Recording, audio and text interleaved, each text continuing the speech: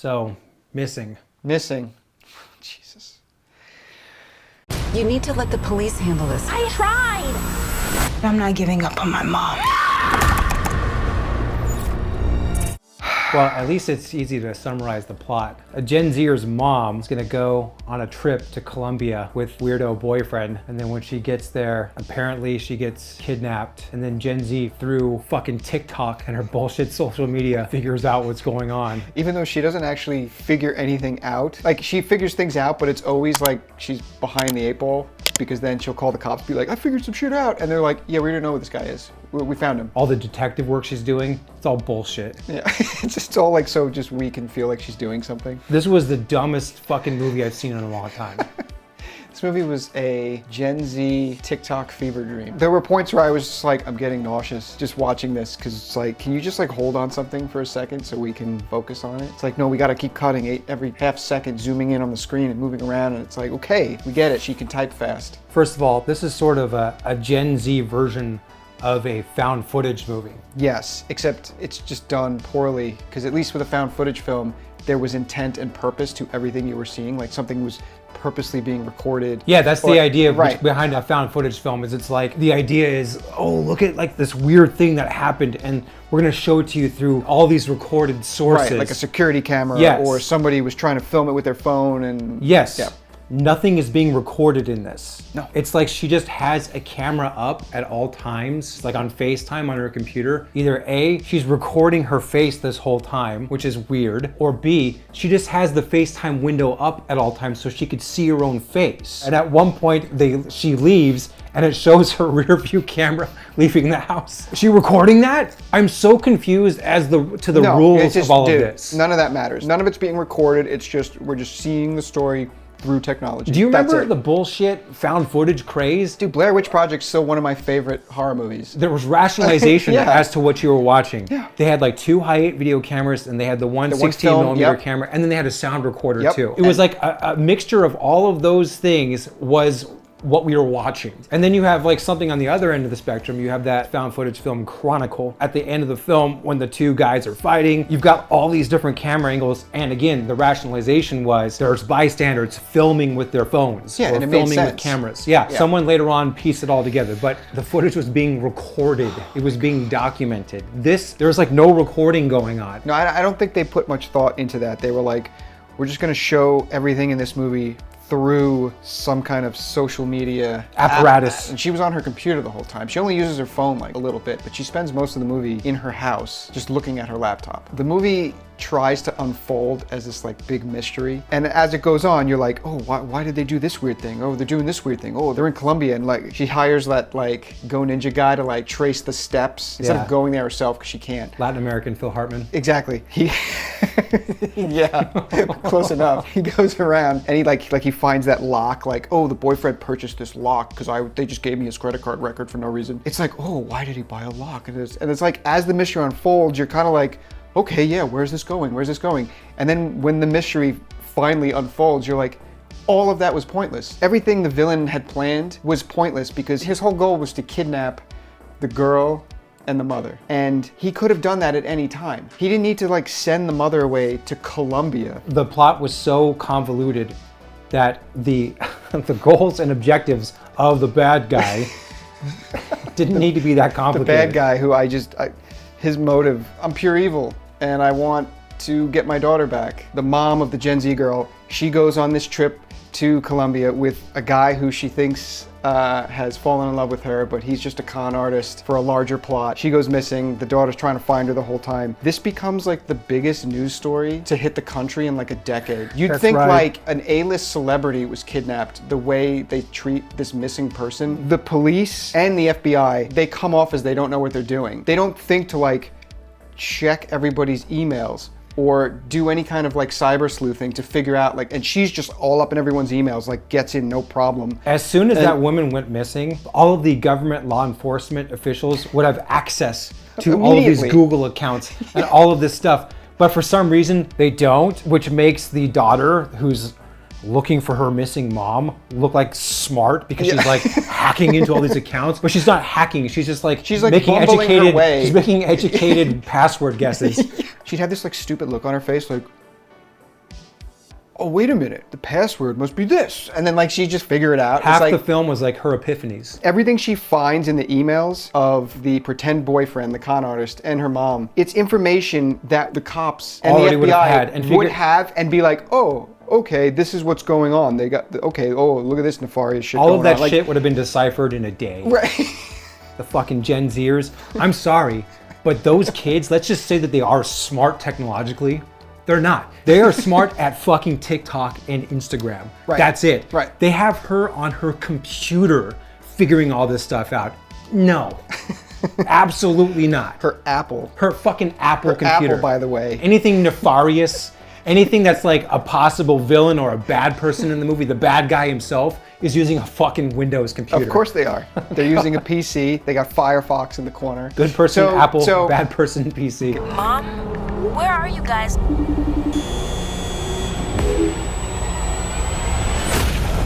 Getting into the actual meat of what's going on underneath this kidnapping, in the beginning of the film, we learn that her white dad Yeah. died of I think it was an aneurysm. Okay, well they were But just, they were it's a- setting up that he died of like a health thing. Yes, because he has the little nosebleed in the nosebleed, video in the yeah. beginning. You're like, oh, that's sad. Her dad dies, right? As things progress, all of a sudden, her dad comes back.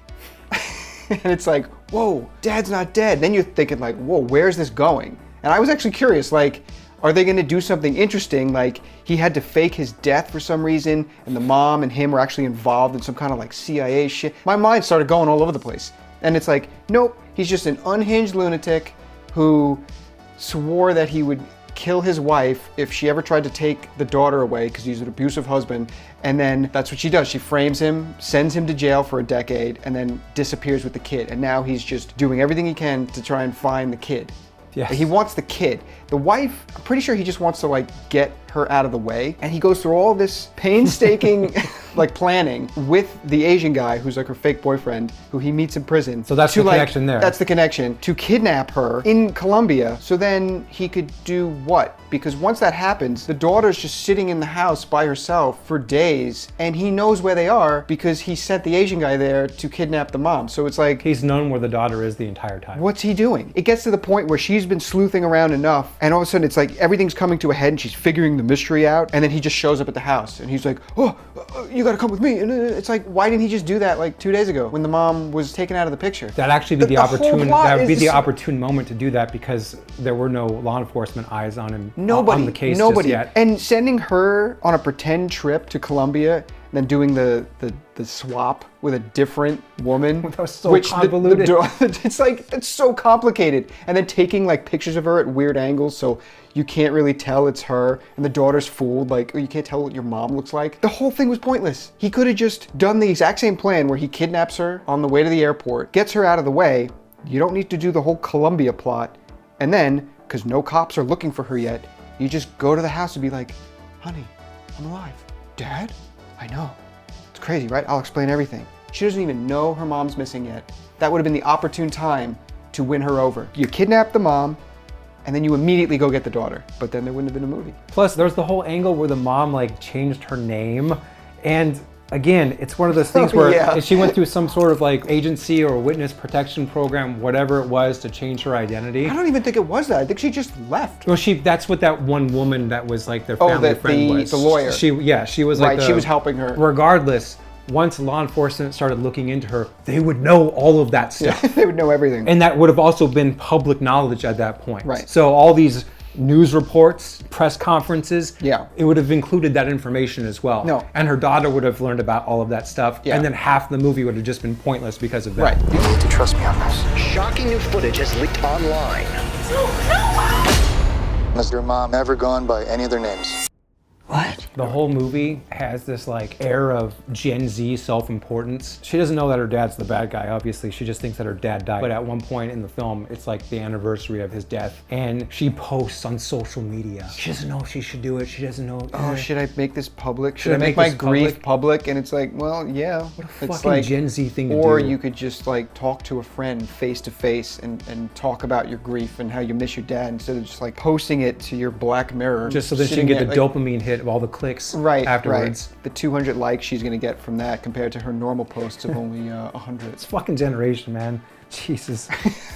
On top of that, Gen Z is like the most addicted generation to social media. And this movie basically justifies that by showing like, oh, something like this happens, Gen Z's on top of it. They know what to do because they're so plugged in. You were saying that if this was an early 2000s film, if like this unraveled and she found out that her mom went missing, she would have gone to Colombia and she would have actually been in danger because she would have been sleuthing that shit in real time. She would have gone to the hotel. She would have struggled her way through. And then it would have turned into like an international thriller at that point. Right, and it would have been more interesting. Yeah, but no, this is Gen Z, so she's just gonna, I don't know what to do, and then she sit on her ass at home. She would have met Javi, and she wouldn't have known if she could trust him. He's like helping her out, bouncing around the city just right behind her, trying to like follow. It would have been like more exciting, but that's not the way things work anymore. No. Now she's like pulling up tourist cameras in destinations like, oh, there she is, she's on the bridge. And that's not even your mom, you idiot. They just so happen to also always be in these locations where these cameras were, where it wasn't facing the imposter woman.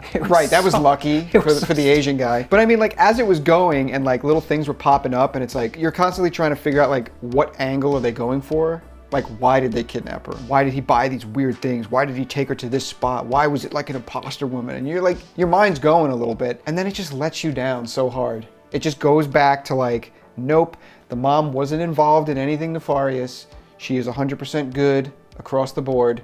She was just running away from her unhinged psycho husband. Unhinged psycho white husband. White husband. The only white dude in the film is this unhinged fucking lunatic.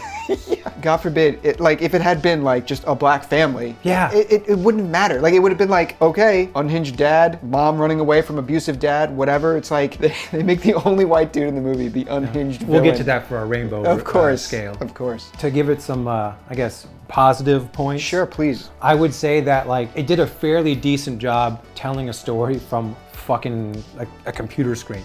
Oh yeah. You know, I was never bored. Yeah, it did a good job conveying information through text, emails, and just like showing it on a screen. And on the technical side, the movie is like 90% After Effects, just bouncing around an After Effects window. Yeah. And what looked like the easiest job I've ever seen a professional DP have. Even if you fuck that lighting up, it's like, nobody would have cared. As long as the sound's good, it doesn't matter. The camera is just static. And there's so many... So all they got to do is just set up the lights for a static scene. Right, and every shot where it was like, they took the window of the FaceTime and just like zoomed 800% in on it. It's like super grainy and it's like, all you got to do is splash a little light on her, you're good. They took all that stuff and they made it look good. They made it flow well. It's just the actual story sucked. Yeah. If they actually had a competent storyline going on, then it would have been fun. Yeah, once everything's revealed, you're like, oh, that was just convoluted and pointless. Yes. Completely.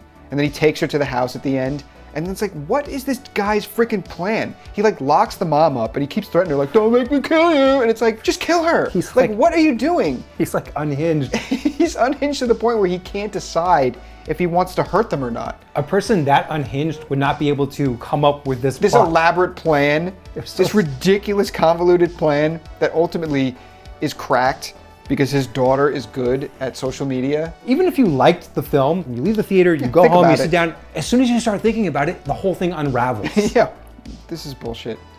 Let's just rate this fucking movie. Straight up 4 out of 10. Damn, you like read my mind. I was gonna say 4.